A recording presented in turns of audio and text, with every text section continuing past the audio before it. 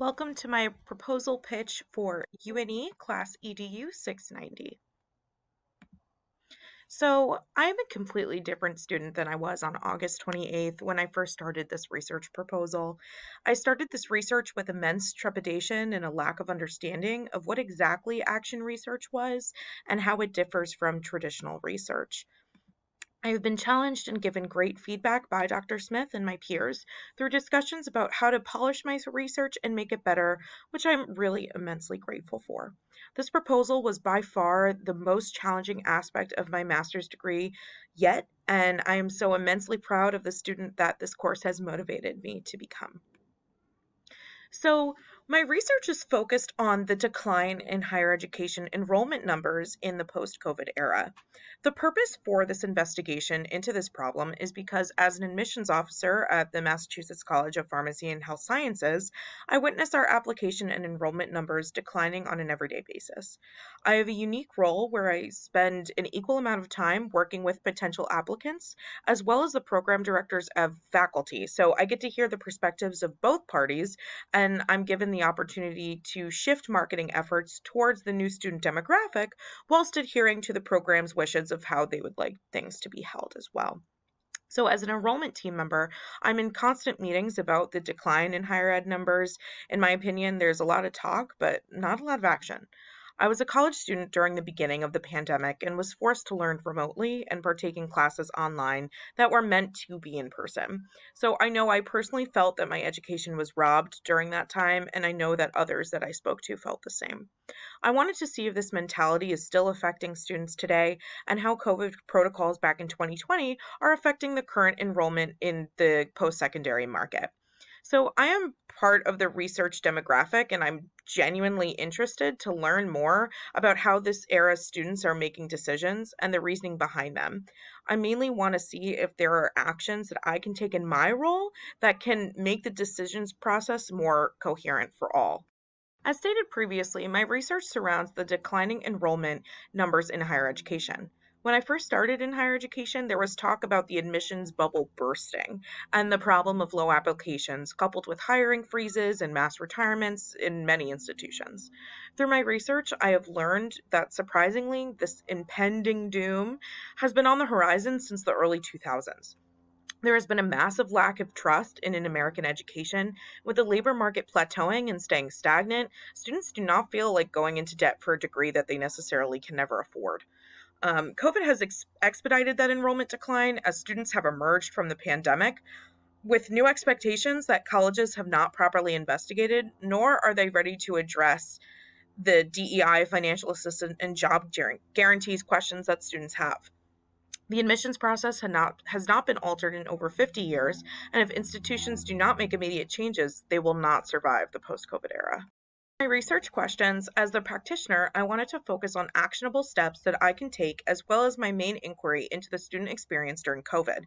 My first question was regarding action items that I believe that I can incorporate into my occupational roles, such as research into phenomenological studies of COVID's impact on the student experience, quarterly updated team member trainings, and adjustments to national recruitment strategy, hopefully to result in an improved enrollment numbers as measured by increased yield percentage. For example, the application to deposit to enrollment pipeline at my place of employment, the Massachusetts College of Pharmacy and Health Sciences. My second research question was sparked by my investigation into studies during the literature review phase of my research. It was the intention to question what extent does a student's educational experience during the COVID-19 pandemic affect the frequency of applications to higher education institutions at all levels. This ties back to my initial purpose statement into how students are reacting to the higher education market based on their educational experiences during COVID. Literature review was by far the hardest part of writing the action research proposal. I'm the type of person who thrives off of control, and because I did not know how to write a research review, specifically for action research, I was incredibly frustrated and perplexed during this part of the process. I took the time to properly teach myself how to restructure my own thoughts regarding literature reviews and morphing what I already written into the standards for the paper. What I ended up writing was an introduction of sorts, introducing the literature and what purpose it serves for the overall research, and then breaking everything down into four thematic sections here. What I realized when I was conducting this review is that unfortunately there was no existing research on a post pandemic student profile. This is a defining moment for me as I realized that as the research practitioner, I would need to incorporate the creation of this demographic into my future action plan because it was so crucial to my overall research. I also realized that most of the peer reviewed research that I was reading in scholarly journals was published earliest in 2021, meaning that it was most likely written late 2020. This demographic is rapidly changing, and unfortunately, the information that I could have been reading could be outdated. Methodology behind the research will be a mixed methods approach. The purpose of choosing a mixed methods approach is to initiate multi-level and chronological research whilst reaping the benefits of both qualitative and quantitative data results. So a quote by a Scribner author, Sean McCombs, honestly sums it up the best when she says that despite issues systematically comparing different types of data, a solely quantitative study would not sufficiently incorporate the lived experience of each participant, while a solely qualitative study would be just too generalizable. Data collection points were used for this action research. The National Student Clearinghouse Current Term Enrollment Estimate Report stands to add further information towards the purpose and problem statement.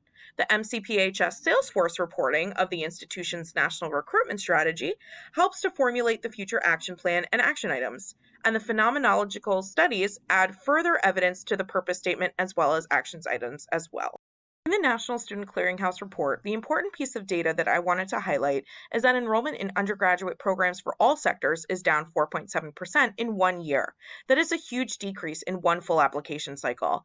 Enrollment is also down 0.8% in graduate and professional programming. Looking further into the report, there was a decrease in enrollment for general programs such as humanities and liberal arts, and an increase in more specified programs such as architecture and computer science. This adds evidence to the problem and purpose statement that the student profile is changing.